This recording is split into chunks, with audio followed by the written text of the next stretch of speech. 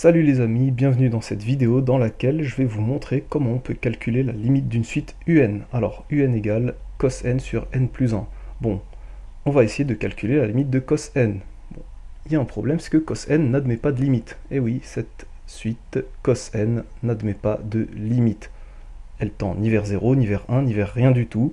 Donc, on ne peut pas faire par quotient du style cos n tend vers quelque chose et n plus 1 tend vers plus l'infini, on en déduit par quotient. Bon, ça va être un peu plus compliqué. Donc, ce que l'on va faire, c'est déjà raisonner un peu intuitivement. Cos n, c'est une fonction trigonométrique, donc comme le sinus, c'est compris entre moins 1 et 1.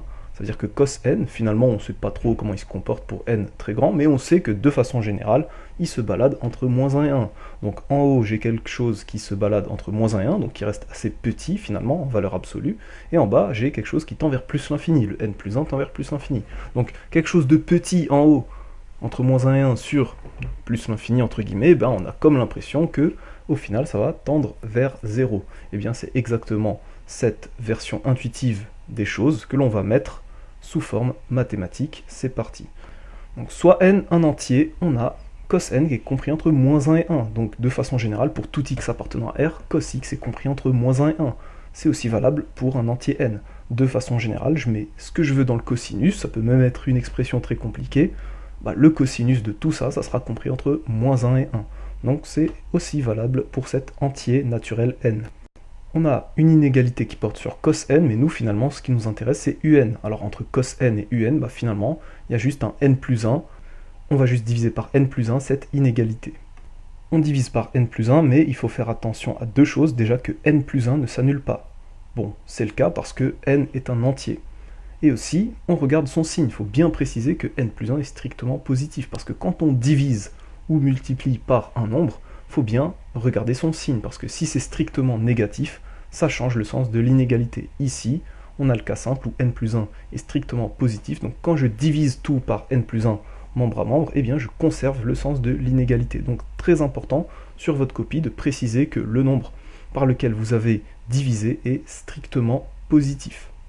Par contre, quand on soustrait ou additionne, peu importe le signe, ça ne change rien. C'est pour les multiplications et les divisions où il faut faire attention au signe.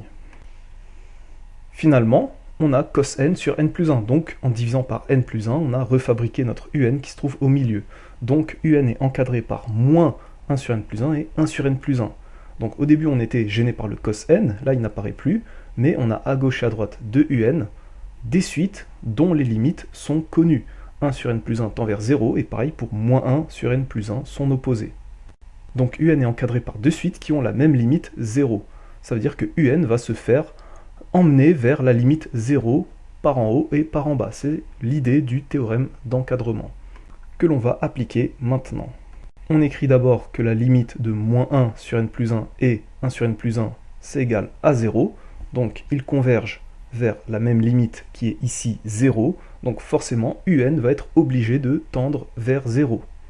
Limite quand n tend vers plus l'infini de un égale 0. Donc l'idée intuitive que l'on avait au début a bien été confirmée par les calculs. Donc rappelez-vous bien, cos n n'admet pas de limite, par contre on peut l'encadrer par moins 1 et 1, ce qui permet ensuite de remonter au terme de suite qui nous intéresse, puis par le théorème d'encadrement, on en déduit la limite de un quand n tend vers plus l'infini. Cette vidéo est terminée, vous pouvez laisser un pouce bleu si elle vous a plu, laissez des commentaires, ou vous pouvez me dire ce que vous voulez faire comme prochains exercices, et aussi abonnez-vous à la chaîne, ça me ferait vraiment plaisir.